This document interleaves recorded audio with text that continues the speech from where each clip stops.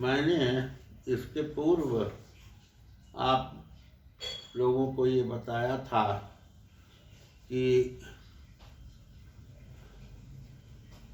देवासुर संग्राम में किस तरह पार्वती के अंश के रूप में 9 देवियाँ आईं और उन्होंने महिषासुर, शुंभ निशुंभ, वृक्षबीज आदि असुरों का वध किया। उनकी स्तुति भी मैंने आपके सामने समक्ष प्रस्तुत की है और कवच भी पढ़ा है। अब मैं पार्वती का विवाह कैसे हुआ, पार्वती का कैसे जन्म हुआ, कहाँ हुआ, कैसे हुआ, इस संदर्भ में पूरी कथा का वर्णन, पूरा वृत्तांत मैं आपके समक्ष प्रस्तुत करना चाहता हूँ। मैंने पूर्व में भी ये बताया था कि शिव प्रथम ब्रह्म है, शिव ही ब्रह्म है। शिवोहम शिवोहम शिवोहम। आदि भुवनेश्वरी ने, माँ आदि शक्ति ने शिव को ही अपने योग से पैदा किया और वही ब्रह्मांड का रूप उन्होंने स्थापित किया। वे ब्रह्म प्रथम ब्रह्म हैं, वही ब्रह्म हैं और ब्रह्मा और विष्णु का जन्म उनके माध्यम से, उनकी जंघाओं से हुआ है और शिव ने ही लिंग के रूप में जलाधारी में स्थापित होकर अपने ब्रह्म रूप का परिचय दिया है, जो आज भी पूजित है। हर व्यक्ति उस प्रथम ब्रह्म रूप शिवलिंग को, जो जलाधारी पर बैठा हुआ है, उसे ही पूजता है। वही सृष्टि का रूप है, वही सृष्टि का विकास है, वही सृष्टि का सृजन है और वही सृष्टि का अंतिम रूप भी है।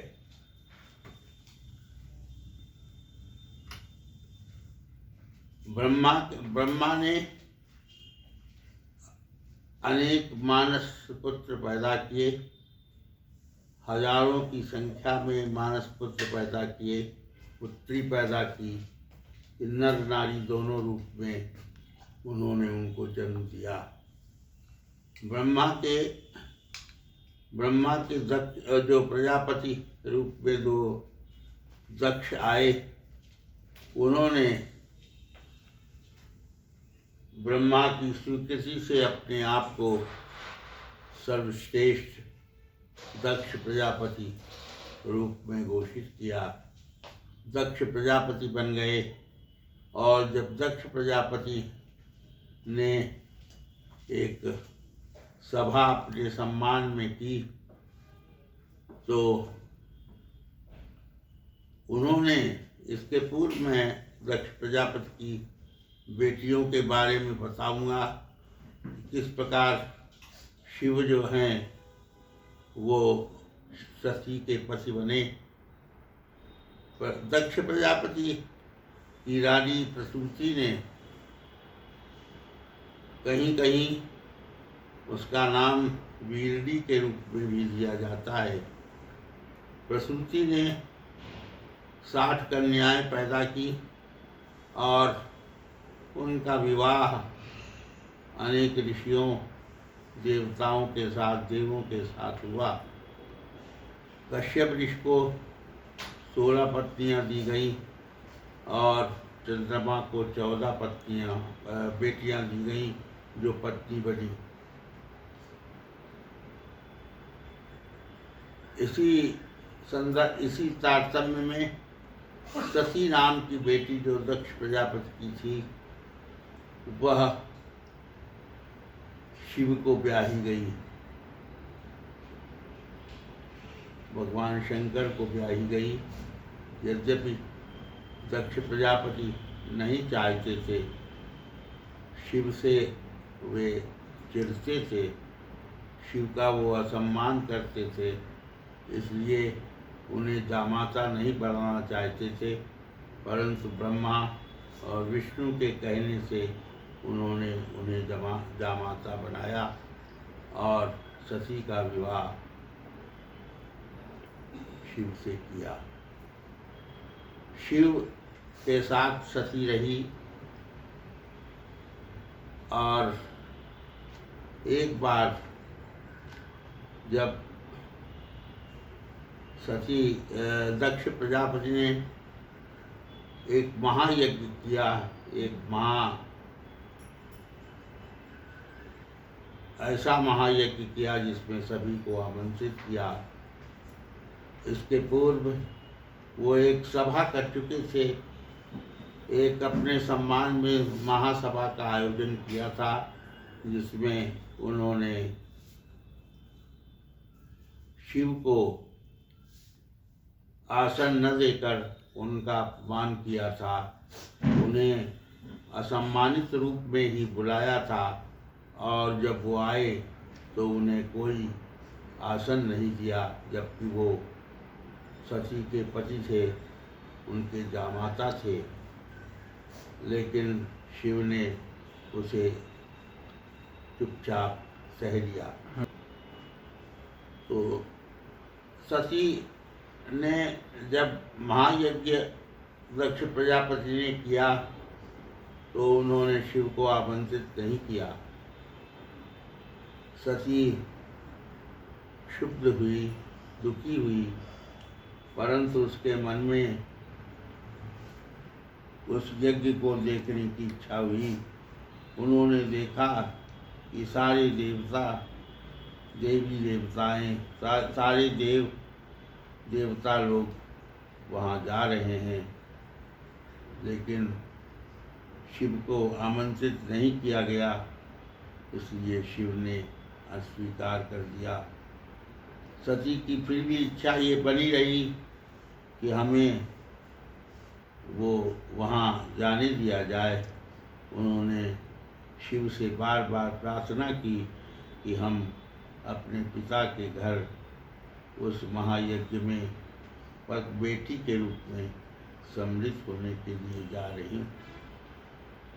उन्होंने उन्हें कई बार मना किया कि अपमान की स्थिति में यदि आमंत्रण न हो, यदि निमंत्रण न हो तो आपको नहीं जाना चाहिए। परंतु सती ने हठ किया और भोलेनाथ ने कुछ गणों के साथ उनको उस यज्ञ में भेज दिया।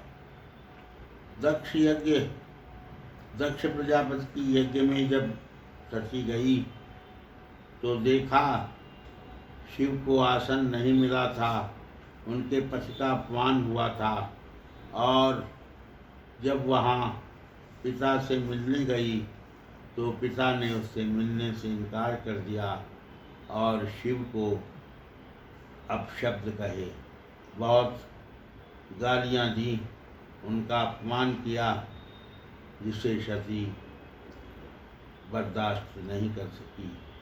अपने पति के अपमान के कारण उसने योगाग्नि प्रज्वलित की और उस योगाग्नि में अपने को जला दिया।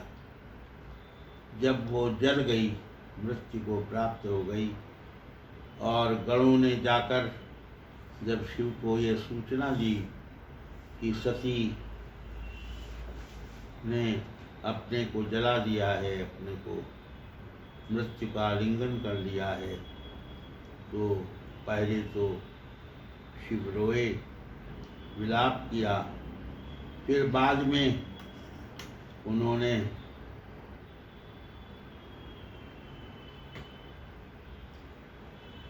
वीरभद्र को, जो उनके सर्वप्रथम गण थे, उनको बुलाया और कहा कि उस यज्ञ को विध्वंस कर दो, उस यज्ञ को समाप्त कर दो।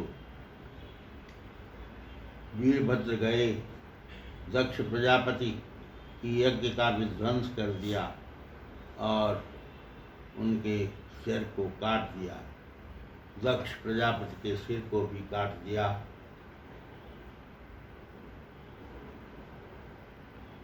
जब उनका दुख दूर हुआ तो शिव क्रोधाग्नि में जल उठे और वे दक्ष प्रजापति के यज्ञ में स्वयं आए और उन्होंने सती को अपने कंधों पर लेकर तांडव नृत्य शुरू कर दिया।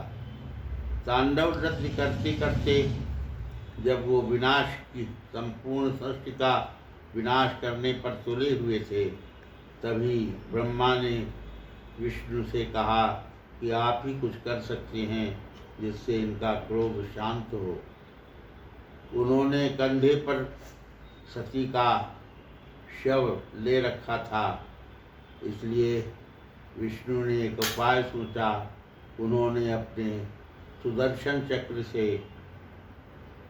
उसके अंगों को, सती के अंगों को काटते रहे और जब धीरे धीरे वो तांडव नृत्य करते करते जा रहे थे, चारों ओर भारतवर्ष में, आर्यावर्त में घूम रहे थे, तो 51 भाग उसके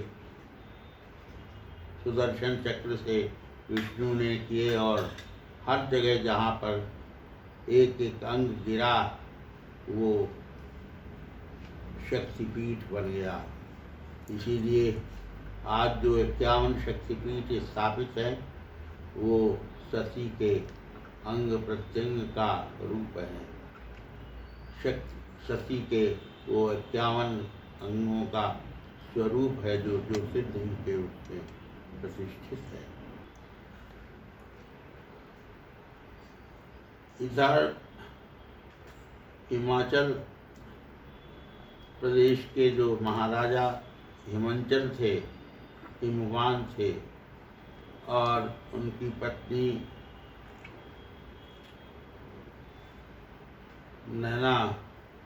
सुनैना थी।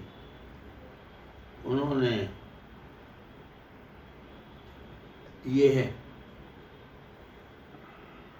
आज भुवनेश्वरी के समक्ष ये इच्छा व्यक्त की कि मुझे अंश रूप में आप जन्म दें मेरे यहाँ। सती ने मरते समय जब वो उनकी अंतिम सांसें हो रही थी, तो उन्होंने ये चाहा था कि हम पार्वती के रूप में फिर शिव को मिलें।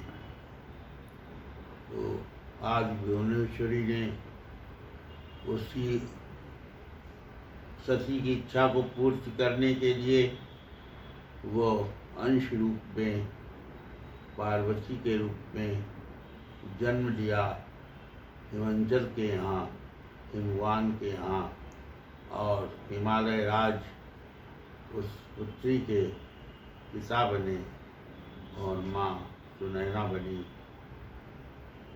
उन्होंने जब उसका जन्म हुआ, पार्वती का, पर्वत पुत्री पार्वती का जन्म हुआ, तो नारद जी एक दिन आए और उन्होंने हाथ देकर ज्योतिष शास्त्र के अनुसार बताया कि इसका पति जो है वह योगी होगा, महान योगी होगा, तीनों लोकों का स्वामी होगा, ब्रह्मांड का कर्ता होगा, कर्ता धर्ता होगा, पूरे ब्रह्मांड का मालिक होगा, जटाजूटधारी होगा।